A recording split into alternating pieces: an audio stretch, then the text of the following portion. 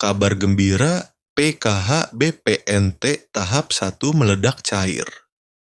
Rp600.000 di kartu KKS ini infonya.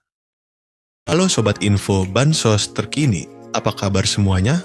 Semoga selalu sehat dan dimudahkan segala urusannya. Kembali lagi di channel ini, tempatnya kita berbagi informasi terbaru dan terpercaya seputar bantuan sosial dari pemerintah. Nah, di video kali ini saya akan menyampaikan kabar gembira. Karena tepat hari ini, Januari 2026, ada banyak sekali bantuan sosial yang cair untuk masyarakat penerima manfaat. Jadi, silakan disimak baik-baik, jangan sampai ketinggalan informasinya.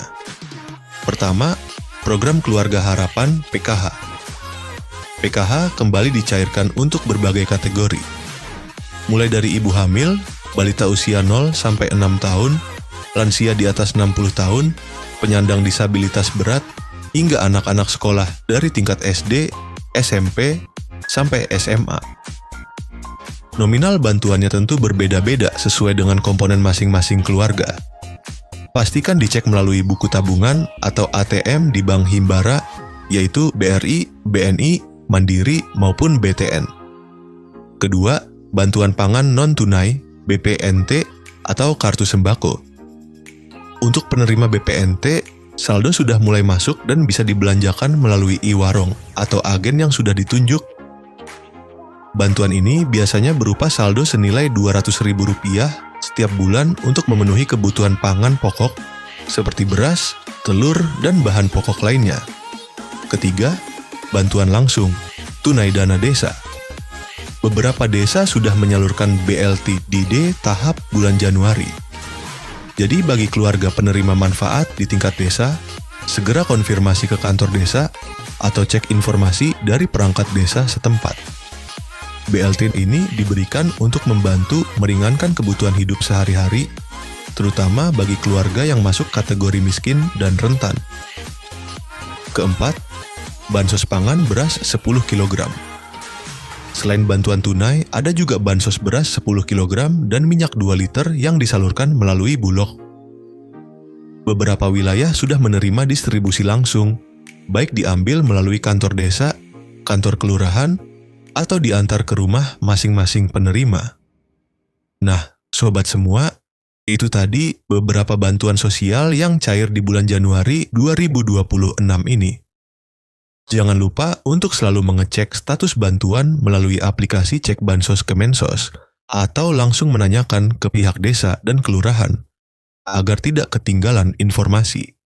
7 bansos yang berlanjut di 2026, pemerintah memastikan bahwa bantuan yang bersifat fundamental dan struktural akan tetap berjalan.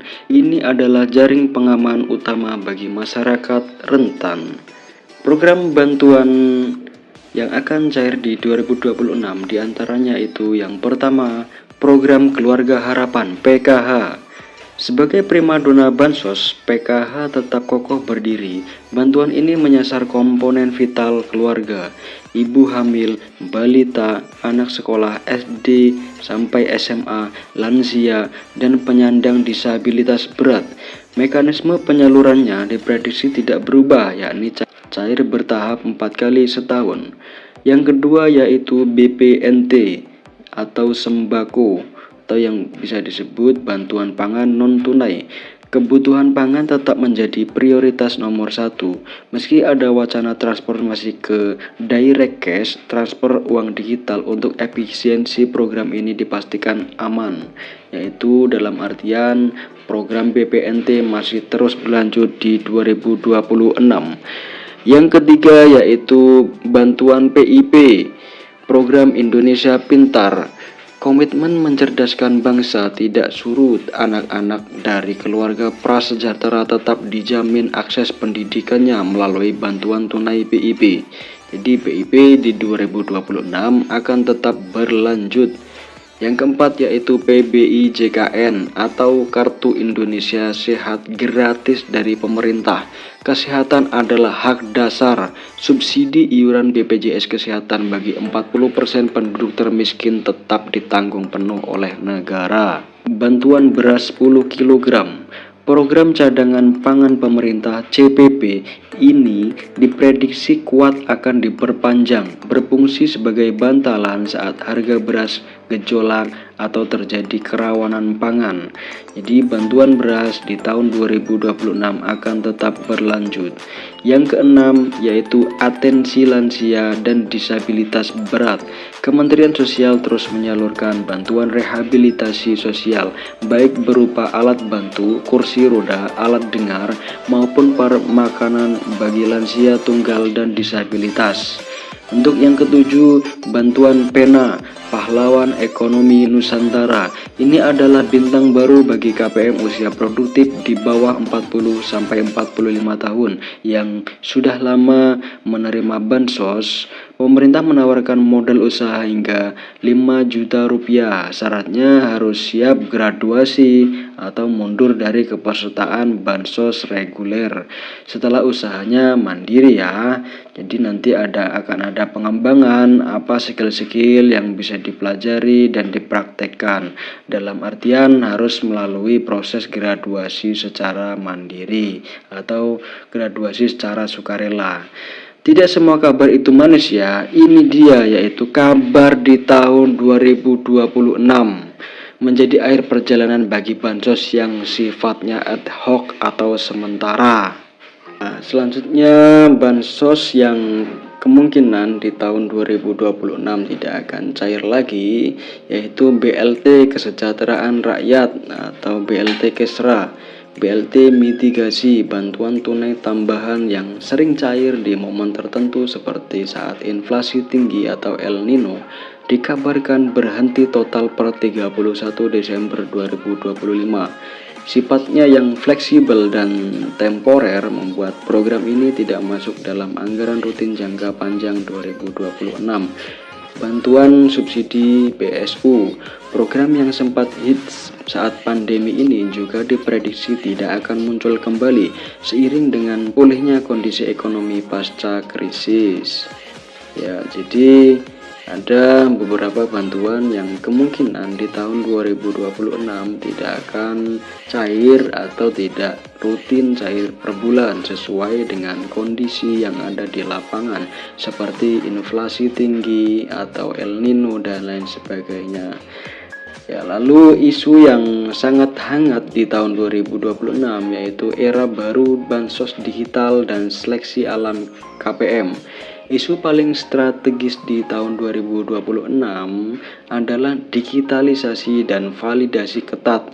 Pemerintah melalui bocoran dari Menko Luhut Binsar Panjaitan merencanakan peluncuran sistem bansos digital berbasis artificial intelligence atau AI. Tujuannya yaitu memberantas hantu bansos alias penerima fiktif, penerima ganda atau salah sasaran. Jadi concern pemerintah sangat concern di situ ya, seperti penerimanya yang nggak ada atau bansosnya tetap cair, meninggal tetap bansosnya cair, atau penerima ganda atau salah sasaran. Itu pasti menjadi concern agar efisiensi menggunakan artificial intelligence. Apa konsekuensinya bagi KPM jadi KPM yang terdeteksi sudah mampu secara ekonomi, memiliki aset, gaji UMR atau di atas UMR dan lain sebagainya, yang intinya mampu akan langsung dinonaktifkan dari DTKS, data terpadu kesejahteraan sosial. Fokus pemerintah bergeser dari sekedar menyalurkan bantuan menjadi mencetak keluarga yang mandiri secara ekonomi. Saran bagi KPM, jadi simak secara sesama dan teliti. Saran bagi KPM, jangan terlena, pastikan data kependudukan Anda, KK, KTP Anda valid ya dan terbaru. Jadi ketika ada perubahan apapun itu disampaikan ke Dispenduk, datanya itu harus yang valid dan terbaru. Bagi yang masih muda dan produktif, manfaatkan program Pena untuk memulai usaha. Jadi bantuan itu bukan gaji ya sahabat sobat bansos semuanya. Jadi jangan terlalu mengandalkan bantuan sosial dari pemerintah. Gunakanlah bantuan sosial itu untuk produktivitas Anda, membantu ekonomi Anda, membantu usaha Anda agar Anda berkembang dan usaha Anda juga berkembang, dan nantinya ekonomi Anda juga berkembang dan stabil. Karena di masa depan bansos tunai murni akan semakin diperketat seleksinya. Jadi tidak semua orang serta-merta gampang untuk menerima bansos ini. Ya, mungkin itu saja pembahasan dari saya. Jika pembahasan saya kurang jelas atau sobat semua ada pertanyaan yang seputar bansos, saya selalu terbuka. Ya mungkin itu saja dari saya. Kurang lebihnya mohon maaf apabila ada kata-kata yang kurang berkenan. Dari saya, wassalamualaikum warahmatullahi wabarakatuh. Salam sejahtera, salam tepat sasaran.